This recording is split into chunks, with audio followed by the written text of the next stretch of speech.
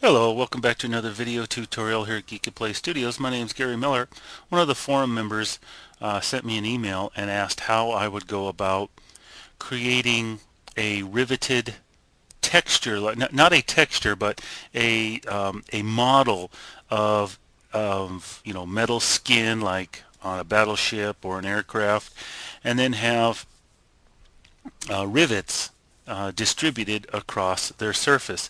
Now, the portion of this example picture that he sent in to me, he wasn't interested in this headache cluster of rivets up top, but more the symmetrical layout, say down here.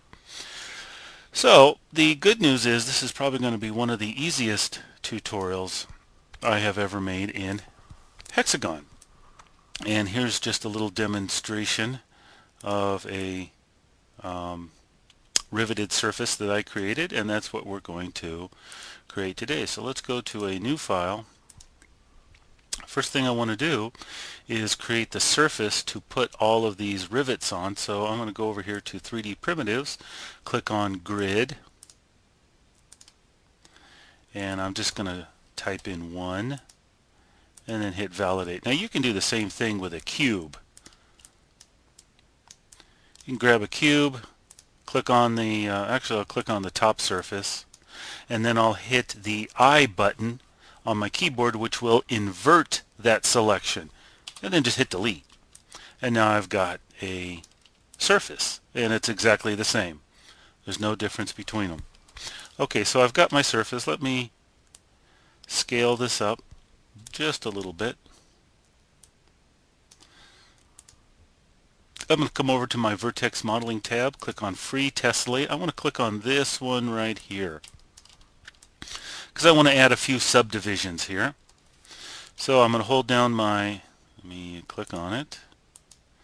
There we are. Hold down my Shift key, and that will snap this tool right in the center of that edge. And then I'll click and add a subdivision there, and I'll hold down Shift again, add a subdivision there, and add a subdivision there. Validate that tool. Now this is pretty primitive, but you get the idea. You probably will want to make more cuts or subdivisions on yours, but I'm just going to do that. I'm going to select that edge, that face, and select that face. I'm going to use sweep surface, hit my space bar to constrain the movement of this tool to the axial function, which means I can only go up and down. A little bit more controllable. Now I can either sweep upwards or sweep downwards. It doesn't matter. I'm just going to sweep downwards a little bit. Actually, no, I'll sweep upwards, just to show that there is some offset in these panels. Okay, now there's several ways that we can distribute the rivets across the face of this object, of this metal surface. Depending upon the complexity of the surface, like if you have a whole bunch of raised areas, you might have to choose one method over another. I'll show you both methods, and you ultimately will have to decide which method will best be served for your purposes. So with my object selected, click on an edge. Now I don't want to click on one of these edges because these edges are broken up because of the height offset. I'm just going to click on this edge here, come up to lines and curve extraction, and that gives me a curve. Now I'm going to rotate this 90 degrees, and let me bring my tools over here, and I'm just going to snap it in place over here. Now actually, thinking about this, I should have done this before I created the offset with the sweep surface tool on my plane here, but oh well. Okay, so now I've got it aligned along the right edge, or the left edge, or the right edge. It could have been on this edge. It doesn't matter. Okay, I'm going to hide that for now. We don't really need that. So let's come over here and create a sphere. we'll come back to that curve later. There's our sphere, and I'm going to keep the default number of points at 9. That will be fine. Use my select faces tool, and I'll select a few of those faces down there. I'll hit the L button on my keyboard, which loops it all the way around the bottom. Now I'm just going to hold down shift and hit the plus button, which grows that selection all the way up to right about here, which is fine with me. I'm going to hit delete, and I'm going to add a face to the back of this, so I'm going to close off the back of it, and let's just squish it down a little bit. Okay, now that is the rivet that we can use. Now well, I have to admit my ignorance here. The only familiarity I have with rivets are the kind that you'd use if you want to make some simple repairs around the house, and that is rivets that have the little indentation here that is a result of a little rivet gun. So if you want the external appearance of rivets that you see on aircraft or battleships or something, keep it like this. If you want the appearance of simple household rivets, then this is all I'm going to do. I'm just going to bring this in a little bit. Say to if I go down too far, I will extend below my little object here, or right to there. And I'm going to select these faces, delete them. Okay, I'm going to select this bottom face of my rivet. Now I am only doing this for the purpose of this Hexagon tutorial. You probably wouldn't need to do this if you're bringing it into a 3D program for rendering, because a program like that will create good shadows and lighting conditions. But for this purpose, just to show that there is some depth to this, I'm going to create a new domain here, and I'm going to rename it, and I'll just call it back. Create a new material, and I'll make it a dark gray. And now we can see that the rivet has some depth to it, there's an actual hole. Okay. So far everything's working out well. Well, let's scale this down to something that would be an actual size. And I'll just lay that on here so I can get an estimation on the size of my object here. Okay. Let's click off. Okay, I'd say that's pretty good size. I'll just call this rivet. Now if you need to distribute these rivets along a curve, then chances are you're going to need to add a lot of subdivisions to your curve. So let me hide my metal.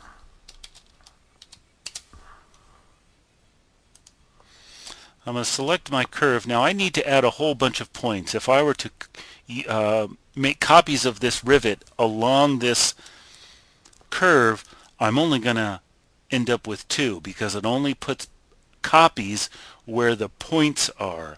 So I need more points. So I'm going to come up here on my Vertex Modeling tab, and I'm just going to increase the smoothing of this. There we are. And I'll hit validate. Now with my rivet selected, I'm going to come over here to Surface Modeling, and Utilities, and I'm going to choose this one right here, Copy on a Support. When I click that, now what I will do is select or click on the support that I want to make my copies on. And you have several choices of how your copied objects are going to be orientated along the curve, and changing here will change their orientation. But for this simple demonstration, I'm going to go with number 1. Let's re-enable our metal, And there we go. Now we do have some problems because of the offset. And like I said, there's several ways you can go about duplicating or copying your rivets on your object. This obviously would not be the most advantageous method because of the offset in our material, but I just wanted to show this one method because in some circumstances this would suit you well, but not in this case. So I'm going to get rid of that, and we don't need the curve because of this offset. It's not going to do us any good. Now let me show you this. Let me come back to the metal here. If I chose that edge and I duplicated that, it would be a straight edge and it would create the same problems as we had earlier if we wanted to duplicate rivets along that. So let me choose this one, and I'll choose that little top piece. I'll choose this one. Now I'm actually selecting the profile, including the height of the piece of metal here, and click on lines, and we'll extract that curve. Now I have a good profile of my object that I can copy my rivets on. But here is the problem with this method. Let's increase the smoothing, and that's not going to work for us. So that method is out. So let's come back to our rivet. Now I did a lay on command, so I know this rivet is right here in the middle, and that's fine. I'm just going to move it right over here. What I'm going to do is I'm going to create a couple copies of this. Come over here to Utilities. I'm going to create multiple copies. Now by default it automatically creates an offset along the x-axis, and I don't need that. Oh, actually yes I do. But actually I don't. I'm going to do it along the z-axis, and it's going to be along the plus z-axis because it's coming towards us. And let me bring down the number of copies to, now I'm going to create, make sure that I have 5 total, or it could be 7 total, or 9, or 11. I want to have an uneven number because I want to have one copy right in the center, because we need to position these using the lay-on tool, and it'll be a little problematic if we try to lay these onto our surface here and we don't have an odd number. So 3 copies won't do me what I want, so I'm going to make 4, and I'm just going to adjust the offset here. There we are. Okay, I'm going to grab my original rivet here, and I'm just going to bring it into my group. Now with this whole group selected, I'm just going to raise it up.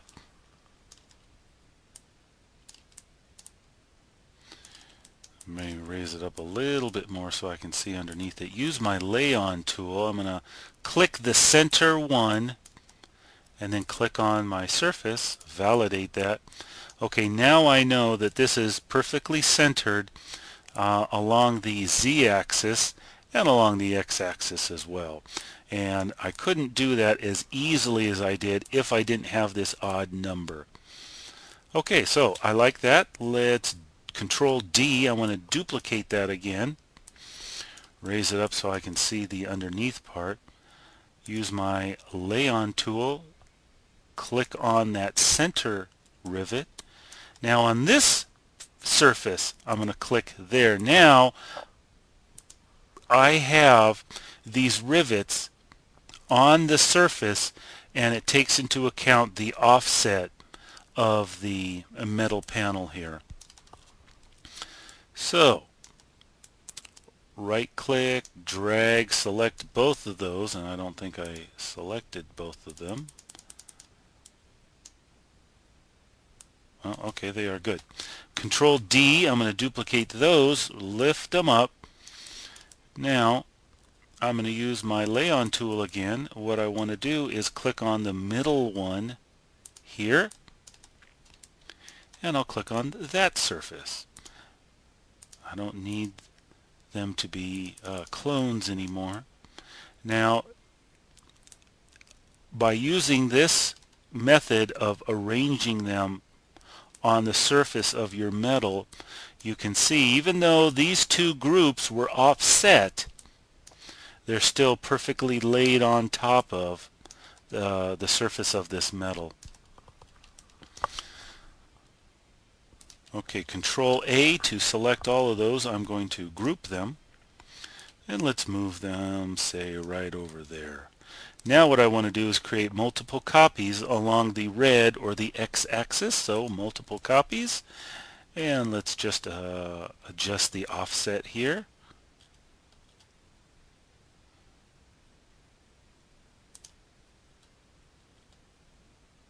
There we go.